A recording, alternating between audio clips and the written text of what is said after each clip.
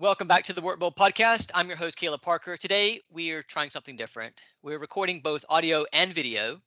So if you're listening right now on your podcast app, there's a video version of this in the show notes below. Just check the link.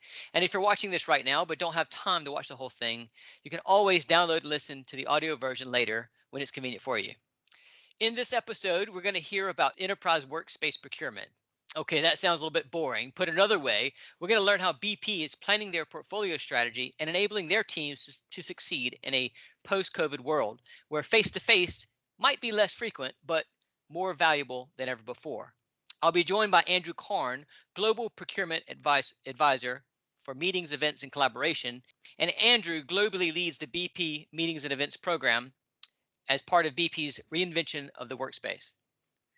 And joining Andrew is Ciaran Delaney, founder and CEO of Meetingbooker.com, the global leader in meeting and workspace bookings with over 150,000 spaces globally and a dedicated enterprise solution for global teams to procure space on demand with inbuilt usage, expenditure, and safety protocols.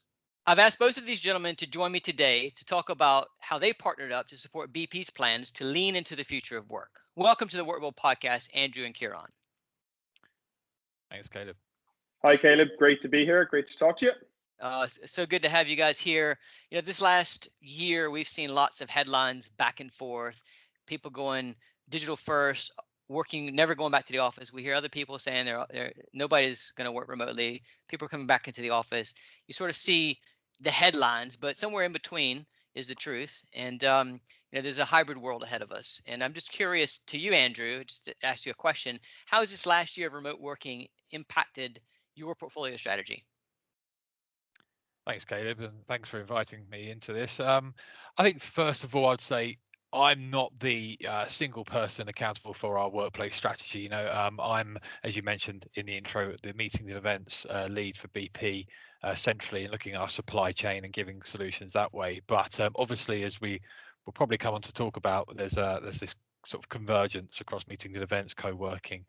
So to answer your question, from my opinion, from what I'm seeing and working with my colleagues, it's significant. I think we're still feeling our way through, what COVID has and how COVID has impacted.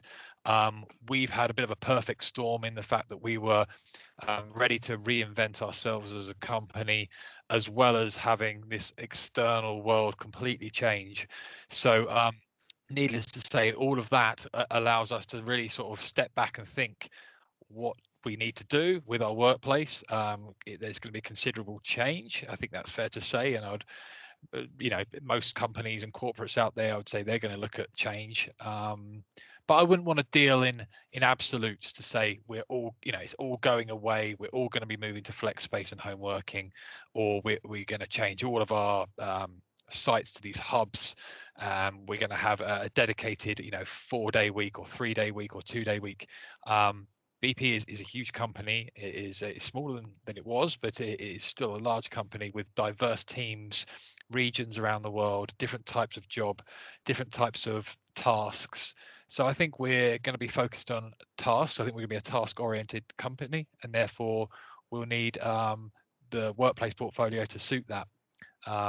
Square footage that may be slightly smaller than it was before, but I think it would be a repurpose of those workplaces, maybe more than the heavy absolute cuts of down to the 10-20% or whatever you might hear in the market. So I think it's accelerated some of our thoughts in the last year, but I think we're still making sure we give a little bit of ourselves the time is probably my overall answer.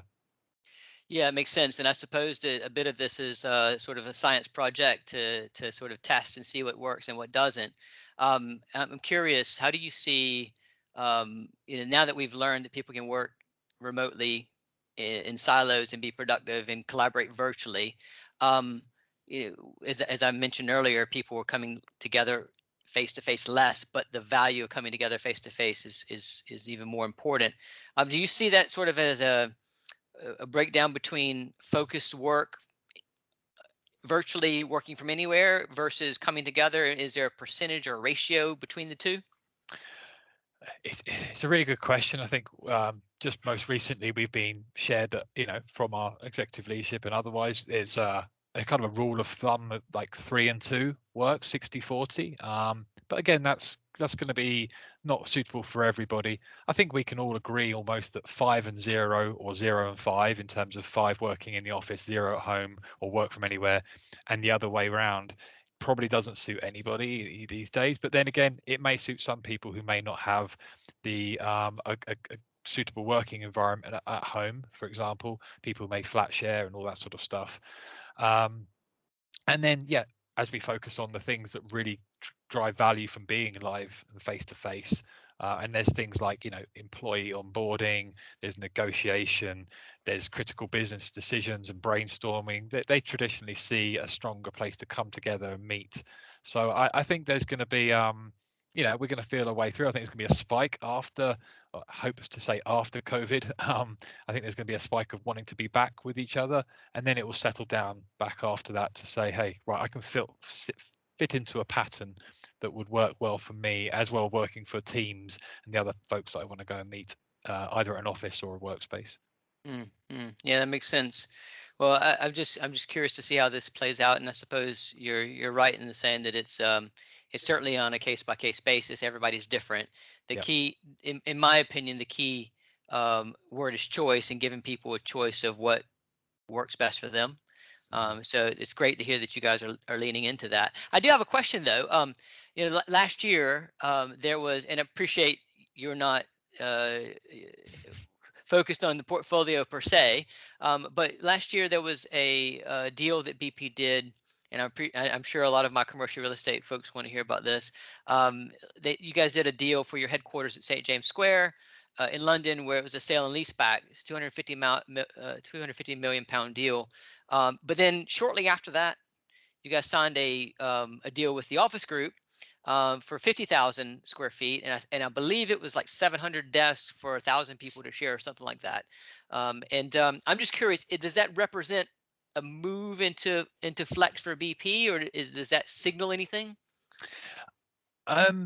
I wouldn't look at too much into it as two things at once. I think that you should look at the two elements separately. We've made no we haven't hidden the fact that we've been selling many of our large office hubs around the world and then releasing them back. We did that in Houston. We did that in our West London office. So this was part of that journey for St. James's Square, our headquarter. Obviously, leasing back for only 2 years is probably something that allows us to stay short term, keep our options open, understand where we want to go from there. But I believe St. James has served us as fantastically well in a great location. So I'm sure decisions will be made, and they won't be made lightly. And then with the office group, that piece really was looked at for, again, quite a long time prior to COVID, and separately somewhat to the St. James's Square sale, around our sort of innovation hub, looking at sort of digital teams coming together and really looking at where innovation could be brought together in a collaborative way, with teams focusing purely on that. So something that's really suited towards them, probably a bit more dedicated towards them initially, is something that was put through as a deal and sort of focused on. So I think I wouldn't look too much into those, but will we learn a lot from that? That's the secondary deal that we made. We probably will do, because it's a great location and great workplace to be agile in, and to have teams working in the modern way, especially post COVID. So it's going to be really interesting, a bit of a telling tale of maybe where we want to manipulate and work with workspaces in the future. It's very interesting, and we're certainly we saw that last year and was tuning into that. So we're very curious to hear. So thank you for sharing. Well, speaking of leaning into the future and the way you would deal with workspaces, you recently partnered up with Meetingsbooker.com, and maybe it's a good time to bring Ciaran into the conversation. Would like to sort of hear what this partnership looks like, and how this helps you sort of manage things going forward. Yeah, sure. So it feels recent, but it also feels for quite a while now, this journey with Meetingsbooker, which is fantastic. And we're about to expand our tool a little bit more, and then we've got a bit of a pipeline to expand it even further in terms of how we want to use it and have and live within our, what we call it, sort of an ecosystem of meetings and events and travel for BP. So we started off looking at small meetings and looking for those opportunities where we need a small meeting space, maybe for half a day, a full day, quite direct, quite quick book, with a card, and simple to do. Gone down really, really well. Obviously, the timing was great at the time, but then it slowed down remarkably due to COVID. But then as we move forward, we're opening that tool to look at other sort of wider venue sourcing that we can do through the tool, which is going to be great. And actually not just doing that, but expanding and linking in lots of our integrated safety elements and much more to it in our contractual base for these wider events that probably need that extra little bit more governance. So really, really happy to be working with a market leader and working with a partner who gets what we're trying to do, and actually for us, selfishly leverage lots of the things that Ciaran and team have been doing with other corporates and large scale organizations for footprint, for knowledge, for user experience and so forth. So yeah, we're about to sort of embark on our second part of our journey, but all good so far. Ciaran, Ciaran. Yeah. And Ciaran, I want to get you to chime in here because, as Andrew said, you guys started off as a solution for meeting rooms and booking meeting rooms, but now you're moving into even workspace. So can you elaborate on that? Yeah, I think that Caleb, great to join you on the podcast. So I think with BP, I think it was 2 years ago, just over 2 years ago, we started our kind of relationship with Andrew and Richard and the team. And really at the start, it was that use case of small meetings, right? And it was the case of having a solution that would allow their employees to search, book smaller meeting space on demand and in a self-serve capacity. So that kind of worked very well. And I think BP have been real innovators in this space because transacting and booking meeting space online is very new. And they were one of the first, global companies to see the advantages for their employees, that it's a faster, easier way for their employees to get what they need. And in this case, it's a meeting room. So within that, the solution, I suppose, has evolved a lot. I think they're a very innovative team. There's a lot of pillars of kind of within their strategy that they want to bring into the platform. Duty of care is a big factor. So, for example, BP have their own kind of HSSE guidelines, health and safety standards that they like venues to comply with. And within our platform, I think there's over 6,000 hotels and co-working venues have already inputted that they comply with those HSSE standards. But yeah, and it's evolved now to the point where their employees will also be able to book group accommodation via the platform and slightly bigger meetings. And also on the horizon is the option to book workspaces as well. And I think the overriding strategy is one of, can we find a solution that gives us the ability to build in our overall strategy as an organization, and certain amount of ability to have controls and usage elements around it as well, right? Because I think that's a key factor. If you're launching a platform with thousands of employees using it, you want to be able to forecast and manage the usage and within that system, and that's something we've built into our platform. And then it's really about being trusting and giving your employees a faster, easier way to get on with their daily work, right? Whether that's having a meeting for 10 people, or whether it's booking a workspace, or even offsites, right? I think where a team are meeting up for 2 days, overnighting, to have a kind of a brainstorming session, etc. So I think the use cases have evolved with BP, and I think with COVID as well, we're seeing as in the general market that actually it's all about just how do we help people find a place to work, right? And that can be in a lot of different locations. It can be at home, the office, and then external spaces. Well, that's the part that's really interesting to me, because I remember several years ago, when you and I, Ciaran, were on the HBAA's Technology and Innovation Committee. We were talking about giving people the ability to book small meetings online in real time, like you book a hotel room, and business travel has been managed that way for years, but it was like a foreign concept to talk about booking meeting rooms, like you book a hotel room online. And so you guys have been doing that for a couple of years now with BP, but you're rolling out this new workspace product, and that's the part that I sort of get excited about, because I think about all the people that are working from home that don't have great workspace environments, that they don't, maybe they have children at home, or whatever the reason, they can't work productively at home. And the fact that you're giving them the ability to then, at a company-wise enterprise level, that falls under BP's maybe rules is the wrong word to use, but policies. Governance. Yeah. You're giving them the ability to access the space, to work. And is that in hotels, or is that co-working spaces? Because you mentioned both.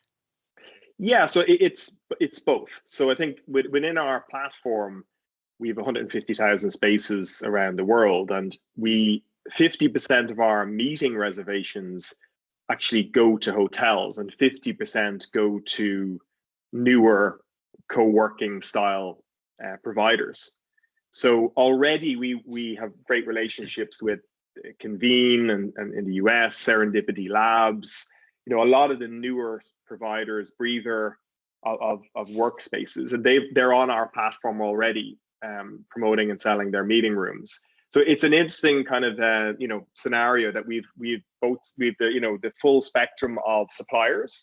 And traditionally, Caleb, we saw that a lot of the newer co-working providers were joining our platform because they felt they could really compete with hotels for meetings, both from a product and their price point as well.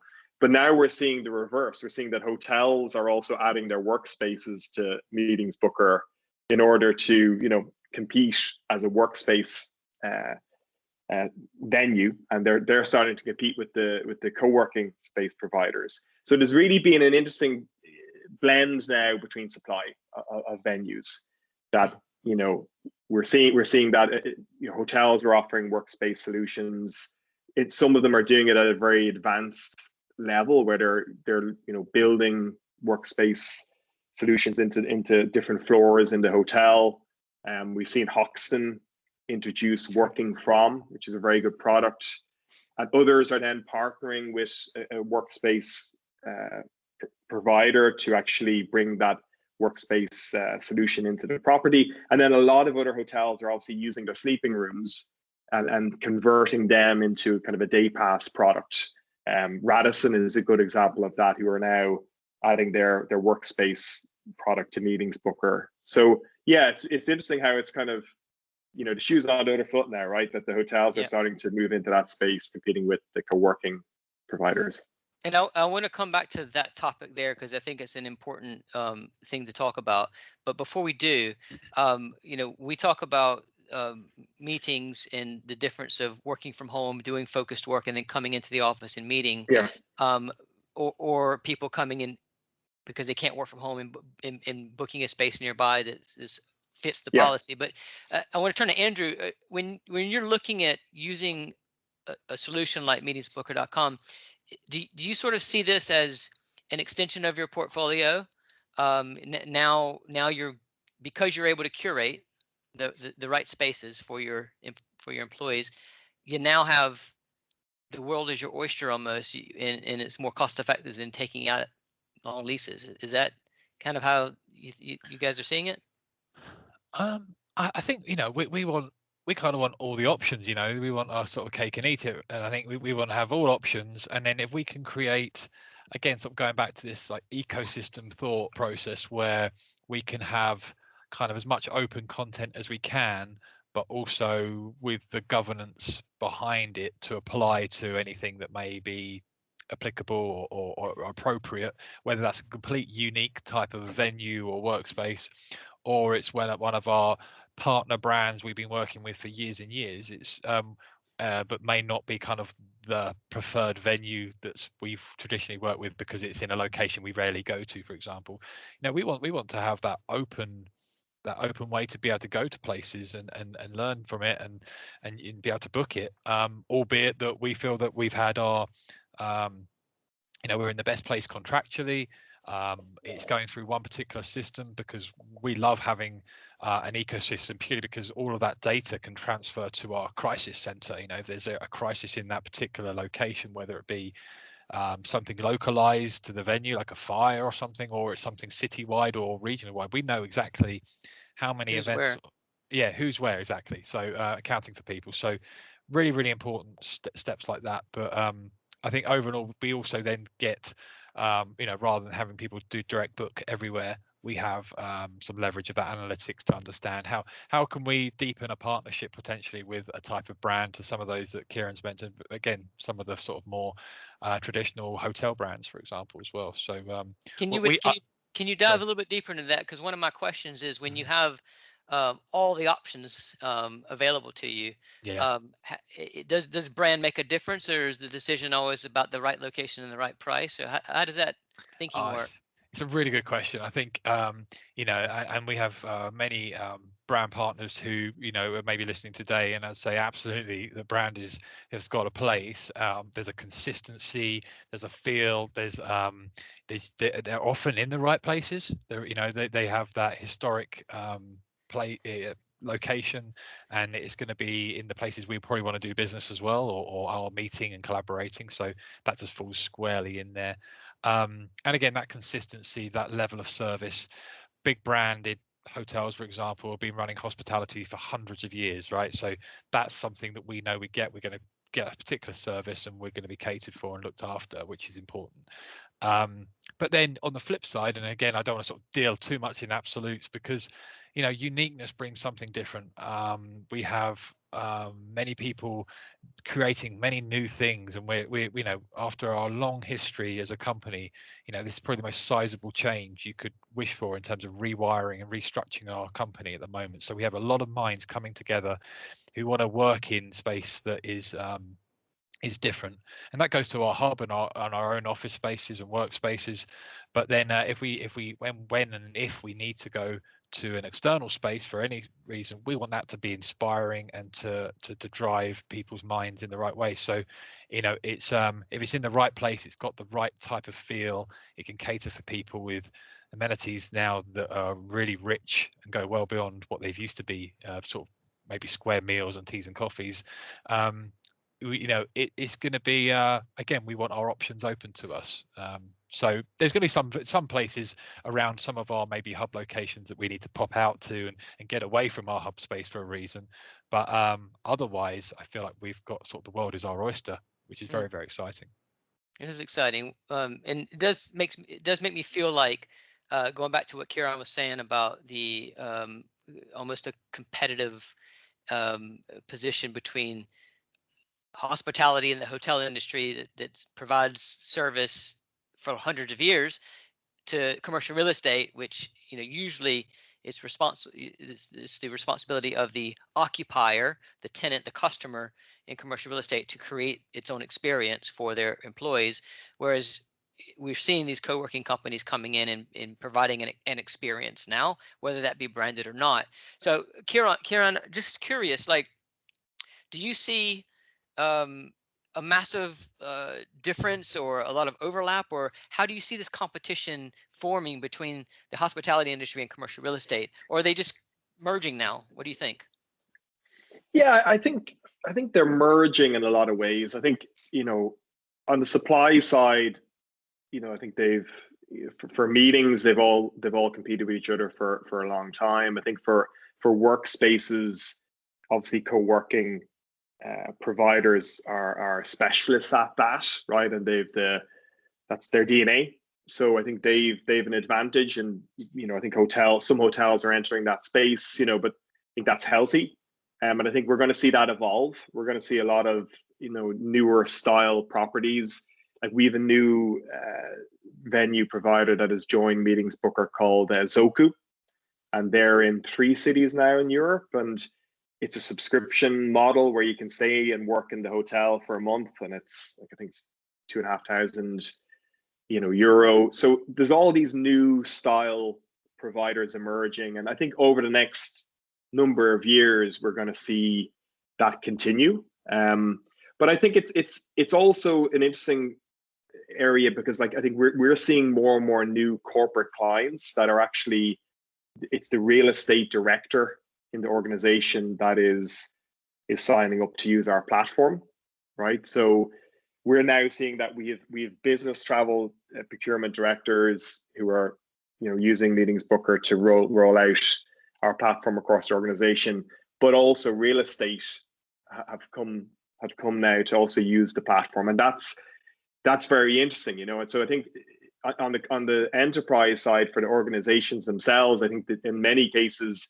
the teams are actually talking to each other, right? That the real estate team and the business travel team are on a call with us talking about how to use the platform. So I think the use, I think what's happened now is obviously people, been a big shift in the market, and people are working from home, and I think there's a lot of different kind of drivers.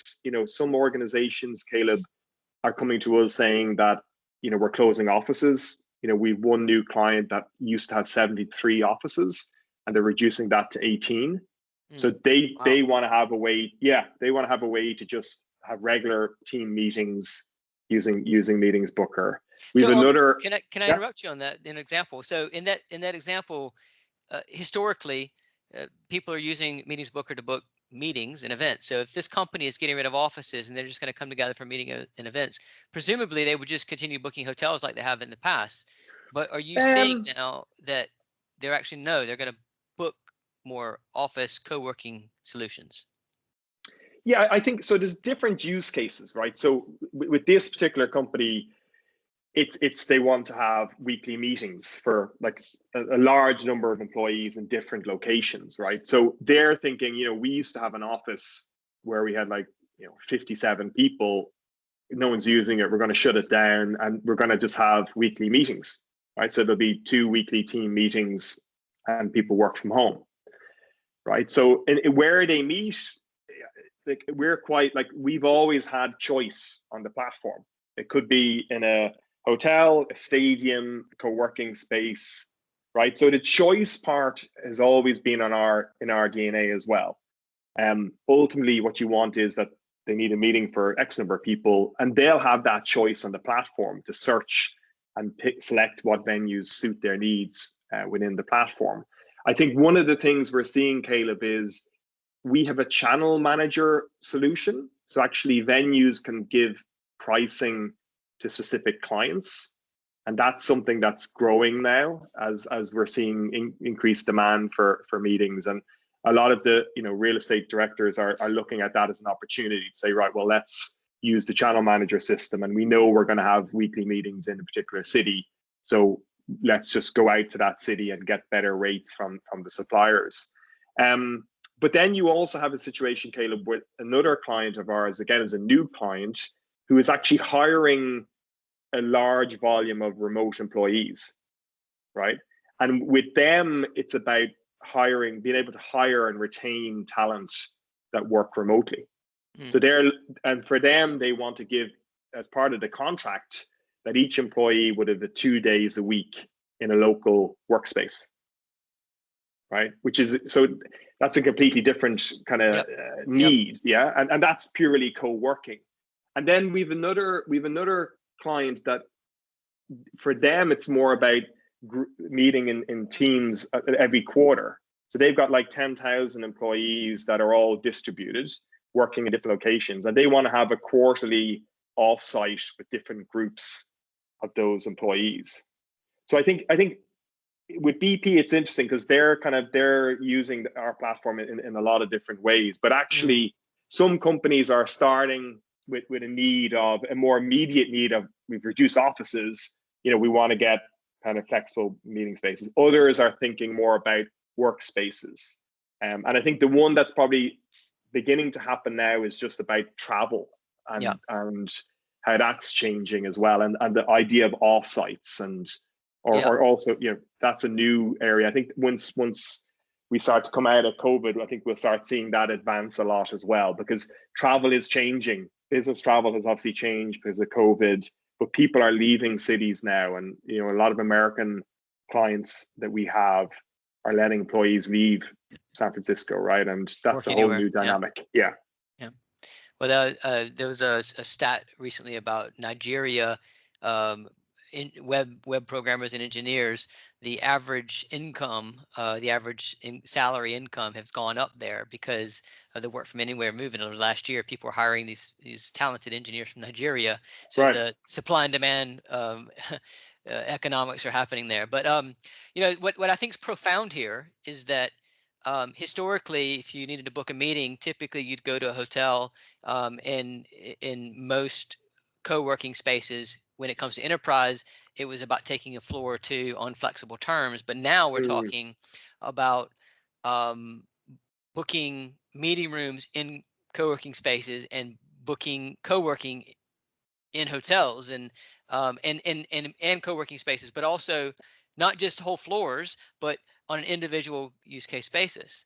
And so to me, that's profound. And I wonder, and I'll ask you, Andrew, do you think that, because you've been dealing with meetings and events for so long, do you think that the co-working or commercial real estate world can compete with hotels when it comes to the events? And then vice versa, can hotels compete by providing workspace? It's a good question. I think yes. I think there's going to be a really healthy competition. To Ciaran's point earlier, there's this convergence, but you'd want each of them to also not forget their original USP, the uniqueness about it all.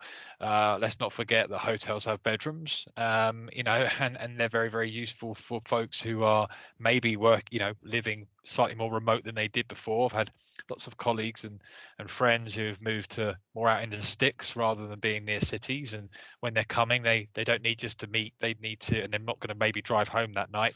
They more than likely you're going to need a bedroom as well. So there's that competition, but that's very obvious. I think past that, I think hotels have been changing their lobby areas for a long, long time now, with some real great leaders in that space. There are still a need for the square boxes and the U-shaped meeting room styles and things like that. But it's really great to see this sort of diversity going across there and using their spaces in a real agile way for the different types of meeting and events.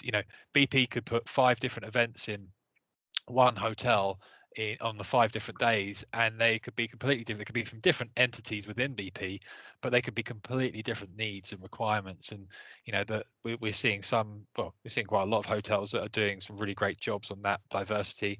And then if you look at co-working spaces, they're looking at really sort of mixing things up, whether you've got individual requirement, whether it's a meeting room, whether it's half of the space, or maybe the whole space, and you're booking it out for kind of almost like a drinks evening, with a mini stage at the front just to bring people together, and it's more so client based event. So the agility we're seeing across all of it is great, and why wouldn't we want the option and the availability to look, and the access to look at all of those? And that's where Ciaran and team are doing a great job to bring that together. And again, very, very excited to see where that goes forth. And it's got to be through appropriate needs. In procurement, we have an interesting challenge that we want to, for lack of a better word, we want to advertise our preferred solutions and tools within our company, but we also don't want to be seen as pushing it out and saying this is a you must go and use this, you must go and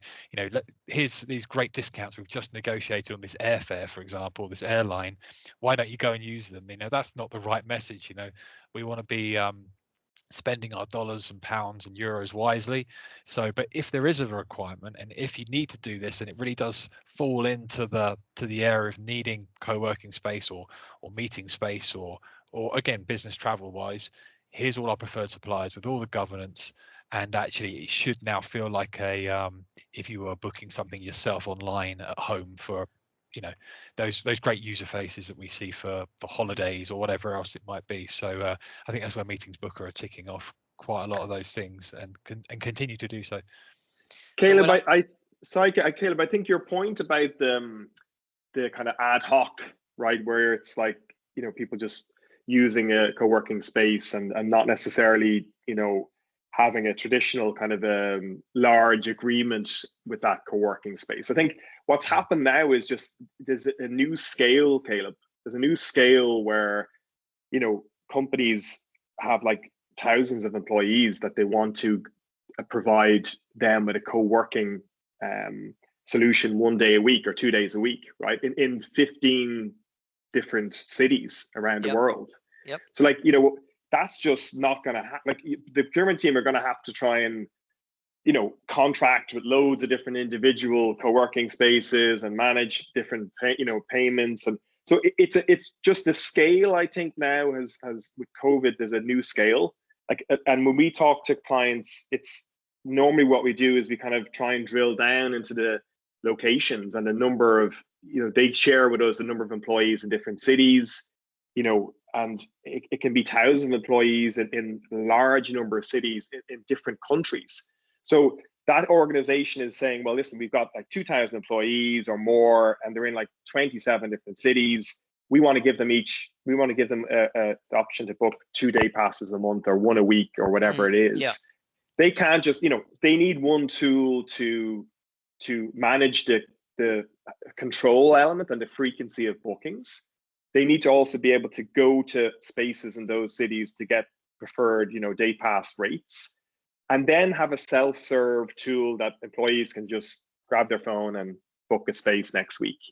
So it's that kind of, I think when you get to that scale, it changes the dial in relation to, probably what was happening pre-COVID, where it was a bit more local in the city, where you kind of go to your local co-working space and did a deal with them.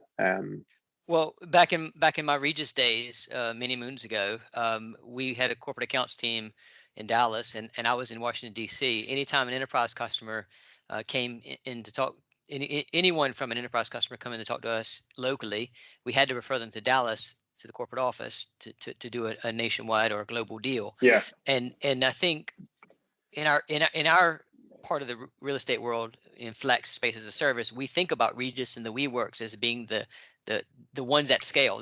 There's other big ones, but those are the big two. But what you're doing here is effectively creating a bigger corporate accounts team than any one brand could ever accommodate in terms of scale. So you're able to provide that to BP and enterprise customers like that. Yeah, and I think you're right. We have an API integration with Regis, so we have all their spaces globally. And I think there's also so many newer providers that are market centric. Like there's Deskio in Paris who are really strong, and one of the biggest providers in Paris. Iconic offices in Dublin. In the UK, there's like Ariga, Argyle Club.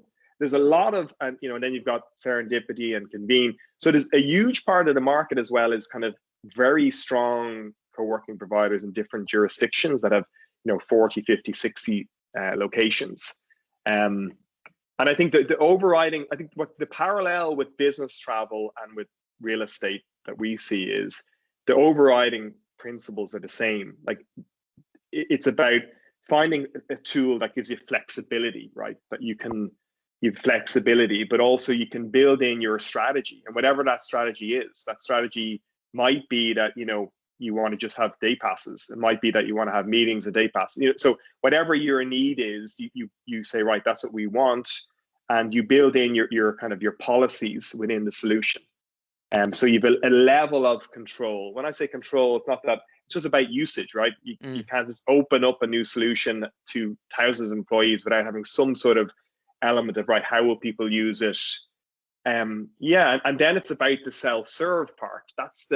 That's where the employees, that's what employees want. Like we see that 50% of our on-demand bookings for meetings, the meeting is taking place within a week.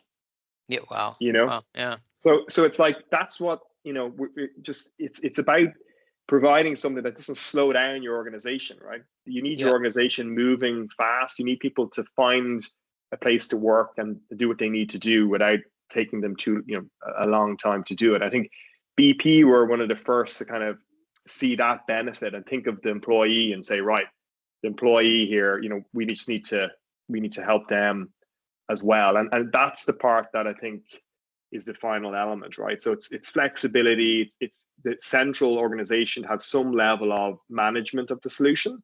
And then once that's built in, the self-serve element of using it works perfectly, right? And then all the data goes back, and then it's about learning about that data and expanding it as time goes on, and building those learnings into the solution over time. I was just going to add that I think that, you know, what you mentioned about scale as well there, you know, that as companies, you know, and as hopefully we all agree, we're coming out of COVID in some respect, you know, the puzzle piece there is, and the change of our footprint and our, you know, square footage around the world in our office space, there's a transition period, and through a transition you often need tools and solutions that are gonna help through that, you know, as we work out how we land on our working patterns and our workspaces ourselves. So a puzzle piece of a company like Meetingbooker to fill in that gap, and you know, and to allow us to be part of that, and then to be part of the future is massive. So we're really excited to see how Meetingbooker are going to support that transition through how we do change our workspace going forward, and whereby, you know, we might have to do some, we might keep even one major office or hub in one particular location, but, you know, do we need to possibly do quite a lot of work to go and do a lot of work in their construction work to change it around properly? Therefore that equals potentially people, you know, not just being forced to work in their bedrooms again, but maybe be able to have a co-working space or a meeting every other week or whatever it might be, that flexibility. So tools in that way gives that agility as we come and away from COVID, hopefully. No, it's a very good point. And I think, you know, what I take away, one of my favorite things to talk about on my LinkedIn post with Dave Kearns up in Canada is about putting people in control and putting them at the center of the universe and empowering them. And I think what we've talked about today is taking the procurement process of meetings and workspace from a B2B sort of model to a B2C model. And that B2C model is new to commercial real estate. And I think a lot of the folks in commercial real estate, notwithstanding the space as a service operators, are struggling to get their head around that, but it's coming. So I think the other thing in commercial real estate that everybody's thinking about is, well, gosh, normally we're signing up people to use space on a 10-year term, and earning big fees from that. But now we're shifting to people booking by the day. So what does that mean in terms of, you know, how they make money, how they facilitate that? So I guess this might be a cheeky question, I'm not sure, but Andrew, or both of you, do you think that, you know, obviously hotels are a given, and we see hotels doing partnerships to bring in co-working, to bring in workspace, and some are doing it themselves, but do you think every office building should have some flexible component for people to tap in by the daylight, or have events at, meetings and events? I mean, I absolutely. I mean, you want your workspace to be agile to do that. You know, I've worked luckily in our West London base for many years, and had the pleasure of visiting many of our BP offices around the world. And I can't think of many that don't have a some sort of flexible space already where we can hold some sort of internal, as we call them, town halls, or an event in some ways, whether that's used maybe in the evening. And we actually have some dedicated buildings that are just there for that. And it's almost like a mix between learning and development type center, but also can do all these great things. Plus, with all the benefits of all of our digital tools that obviously ever change, but you know, that we can plug and play straight away. So absolutely, I would say, I think that's the thing that seems to me post-COVID will really rocket onwards, because most people will come to, I would say, you know, most people, not all again, but a lot of people want to come to work to collaborate and to host meetings and events and be there, and, you know, not just use a whiteboard, but maybe a digital whiteboard with other folks who are remote. And I think that hybrid element is really exciting if hybrid's done properly, and you know, the two separate audiences, the remote and the live, have equal opportunity to engage with the content and possibly engage with each other. we've got a really, really exciting potential there, because even though we might have a team of 20, you might have 5 who just can't get there that day. But how are you going to bring those guys in? So I think absolutely, that's for me. It's almost going to be a must-have that we have. I think we still need individual desks at offices. That's not going to go away, and there's going to be lots of reasons why that is. And obviously, we're not always going to go to work for a meeting that's going to last all day, and then we pack up our bag and we go. It might be for a half a day, and therefore I need to just. I'm not going to be able to drive home in time to get to my next call. Therefore, I do need an individual workstation afterwards. So it's a balance, it's a mix. But that demand management element to always is a really interesting thing. And I think that's a thing that actually, looking at workspace procurement and co-working and looking at meeting and events, we share the same woes and the issues about demand management and how we're going to do that. And I know, I think, was it Chris from Telefonica, one of your previous podcasts, was talking about the midweek mountain. And I really like that. And I think that's a common fear that may happen. So how do we plan for that? How do we work that out and really make sure that, even things that, I see the future of bookings is going into a workspace and saying, I could almost book on a phone or a system, my parking space, maybe a workstation, of course, the meeting and event area that I want, but also maybe my gym pass for the day, and things like that going forward. And that's really, really exciting. And that would hopefully lead towards better demand management, albeit that probably some people still want it the day before, 24 hours. So sure. So answer your question, I think agile workspace is a must-have. Yeah. Caleb, sorry. Go ahead. Yeah, I'm going to pose the same question to you, Ciaran, and I'm presumably the answer is yes, but please elaborate. But then I assume that you would, in doing so, you're going to hope that all of these spaces are bookable through your platform. So yeah, I think, listen, it's changing in front of our eyes, right? I think, a lot of organizations are now changing their offices as well to be more like a drop-in collaborative space. I saw Revolut, for example, they've launched kind of Rev Labs, which is a exciting kind of strategy whereby they're changing our offices into more collaborative kind of spaces. There won't be the same kind of desk idea. It's more about, let's come here to collaborate and meet the team. And I think that's going to increase. I think a lot more organizations are going to follow that kind of strategy and have kind of work from home as a place where you work and get your work done, but you go to the office and other spaces to collaborate. I think you're right. I think that there's also going to be a shift in the sense that, I think newer providers are emerging who are going to be offering, co-working solutions in previously, retail locations that have closed down. Like there's a lot of big co-working providers in big cities, but there's also a lot of people leaving big cities and going to smaller locations. And I think a lot of people are talking about that gap, right? That in smaller locations, we start to see a kind of new breed of smaller co-working space providers emerge. And the other area, Caleb, as well is, a lot of our newer clients are kind of saying to us, we have leases and we have, we need your tool for remote employees, but we actually have leases in some buildings that we could actually put on your platform.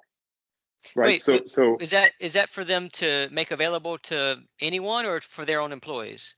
To make available for anyone their own employees. Yeah. So what you're kind of saying, that idea that they're looking at their space differently now, thinking, what do we need? We don't need 3 floors anymore. What do we do with the top floor? Or do we change it into a co-working space product and people can use it? So it's changing and people are trying to figure out the what to do and how to adapt. And there's a lot of new startups joining the market, and we see a lot of them in the US that are looking at this opportunity for using the retail spaces that are going to close, right? And there's going to be spaces available, and how to cater for the growing need for remote employees. And naturally, I think they'll come on to Meetingbooker, Caleb. I think they'll be the first ones. We'll be the first ones they call. Well, on your point about the smaller markets, the smaller cities and villages and so forth across the UK, for instance, or anywhere really, the big cities have all the co-working spaces and all the brands and all the hotels. but the smaller markets, they might not have readily available co-working spaces just yet, but the hotels are there. And so I think, and we've had conversations about this, but I think the opportunity there is for the hotel to bring in some sort of workspace product, either on their own, or if they wanted, to partner with some of the experts in the co-working world to bring that in together. It just happened in Amsterdam. I think, is it Leonardo Hotels, just or Apollo Hotels, I forget which one, just partnered with IWG. Do you expect to see more of those types of partnerships, Ciaran? I do, yeah. I think it's Apollo, but they're part of Leonardo Hotels. Yeah. So yeah, absolutely. I think that's what I would do. I think if I had a hotel, I'd be looking closely at that. I think hotels should look at it as like, how do we utilize space, right? And hotels many of them have gyms, many of them have bigger ballrooms, different spaces, restaurants, bars. They need to look at them and go, right, what's the return here? Do we need as big a bar? Do we need that second restaurant? Really, it's only open the weekends, right? So let's let the second restaurant open on the weekends. The revenue is X. If we turn that into a co-working product, right, then people are going to be coming to our hotel every day to work. Where so so I think that destination opportunity is a real opportunity for hotels. And I think we mentioned it earlier on, Hoxton, have really done a great job with that. Like in their co-working location, you can order food from the restaurant brought up to your desk. Well, it's cross-selling. It's cross-selling, tapping into the hospitality aspect. But I think also hotels are used to transient business and tapping into travelers. Whereas if they bring in a workspace product like we're talking about, then they can actually tap into the local market, people that are there all the time who don't want to commute into a head office but have a place to work close to home a few days a week, and that becomes recurring revenue. Yeah, and it's like a gym, like the same. Gym is a similar idea, local market, and there's a lot of cross-selling opportunity there. That for me is the big. If I was a co-working space group, I would look at that and I would look at that and go, you know what, that's a scary concept, right? Because that really then becomes a kind of a destination. You can stay over if you need to. You can pop down to the gym. You can. So whereas I think the bedroom hotels kind of positioning the bedrooms as workspaces, I think the longevity of that as the market returns, will they continue that, right? They might kind of say, well, actually, let's change these 5 bedrooms into. But I think once the market returns, will they keep that, or will they just go back to selling the bedroom as they normally do, right? Whereas I think the ones who are building in that co-working product within their overall offering could really have a great opportunity to the benefit of cross-selling, and the benefit of accessing a new customer base is very strong. And I think the regional one, Caleb, as well, it's not just hotels. There's golf clubs. Sure.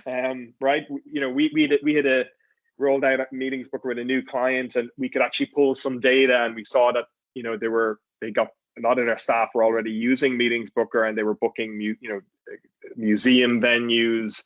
There's some venues in our platform that are actually like restaurants, and the second floor of the restaurant have meeting spaces.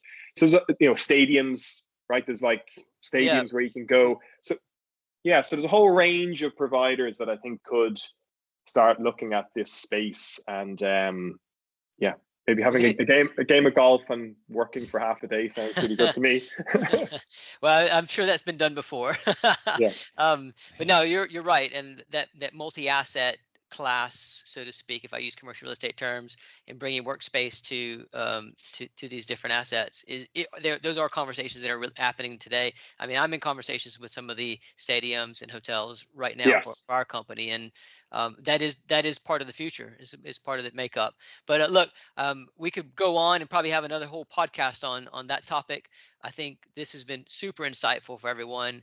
If you're listening today and this has driven some questions, send them over, hit us up on social media.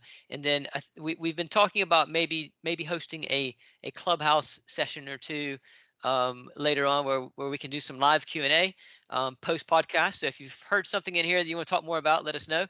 I have 3 last questions. These are the quick fire questions.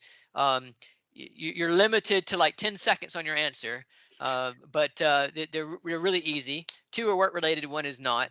And the first one is, and I'll ask both of you, who inspires you in your industry? Like, who inspires you? Who's doing all the cool stuff right now? That's changing, innovating. Do you want to go first, Andrew? You go. For me, I think Airbnb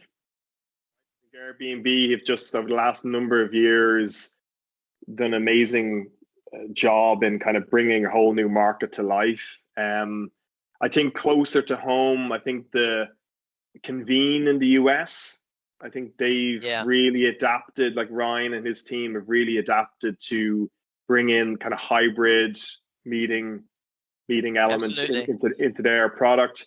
And also, I think, you know, we've just closed a partnership with American Express, GBT, to power a new workspace and meetings reservation solution for them. Like, they're showing a lot of innovation and looking at adapting quickly to what's happening in the market. And I think people like that, we always like, right? Anyone who's kind of sees change coming and wants to adapt quickly to it. So yeah, those 3 would probably jump out. Thank you. How about you, Andrew? I'm thinking long and hard about this one, and obviously present company excluded. But I must admit, you know, we have a partnership with SqFt, and SqFt are doing some really interesting, and they've really focused on the long game of hybrid, I think. And there's some really nice things that they've mentioned around hybrid, and things that we're really interested in. It's close to my heart about how, again, how hybrid, if done right, can be really offer this equality to all of your audience, whether it's remote or whether it's live there in person. So I think, you know, kudos to those guys. I think it's great to see it, and they're looking at partnerships that are deep and wide with hotel chains and things like that, but other folk too, you know, expanding their network. So I'll just keep it sort of fairly broad, but they're doing some great things. Well, I'm gonna keep the next question, start with you again, you Andrew, and it's what's the number one media, whether it's a website or podcast or whatever, what's the number one media that you frequently consume to learn how to grow in this industry? Oh wow, I like sometimes just to get out of the industry and look at things from a different point of view. So you know, I think keeping your toes dipped into just how the world's working on things like simply just like Instagram and some of the socials like that. Obviously LinkedIn, some people are saying it's moving towards more of a slightly social Facebook, Instagram world. But I think I know I like Instagram for many things, and I follow friends and family and things, but many other interesting areas that can just give you just a different way of thinking, you know, and creative thought to how you may go and apply that back to your work life. So it's, again, a bit of a broad answer, but sure, you can go and find whatever you'd like to find. How about you, Ciaran? For me, I'm a big fan of SqFt. So yes, it's SqFt.com. I just think they're brilliant. They're so cutting edge, and you know, they just write what they think. Their events are really, really good. I went to one of their events in Germany, and I just was blown away. Just the questions they ask big players. You know, they're asking Airbnb and Expedias and really tough questions. So SqFt are really, really good. Big fan of LinkedIn. I think for real estate, I've kind of seen that there's a lot of people like you, Caleb. There's like probably, you know, there's Dave Carnes you mentioned in Canada. There's Phil Kirshner in New York.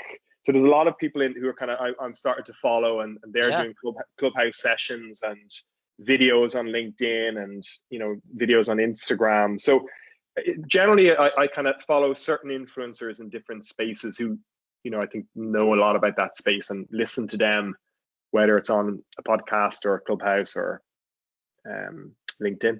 Excellent. Great names in that list. Okay, I'm going to switch gears now. The last question is maybe the easiest, maybe the hardest for you. But when we get out of COVID and we're able to travel again, where's your favorite holiday destination? Who wants to go first? I don't mind going. I don't mind Okay. going. I grew up going to one of the Balearic Islands, Menorca, and I love it. It's kind of an authentic view. It's not over touristy. It's got the beaches. It's got kind of that Spanish way of life, but with a Catalan view, fiestas, things like that. Good food, good beaches, not too noisy. So yeah, planning to get there as soon as I can. Sounds amazing. I want to go too. How about you, Ciaran? It has to be the south of France. So Oh, my yeah. wife Nora is from the south of France. So You have to yeah, say like that then. no, renting a house with a pool, and near lovely towns and vineyards and good wine, good food, sun. Maybe a sneaky golf course somewhere as well. That's looking good. So that's first up for us once things return to normal. So we do this podcast next time in person, a year from now, to see how things have gone. Where are we going? To the Balearic Islands, Menorca? Or are we going to South France? I don't know.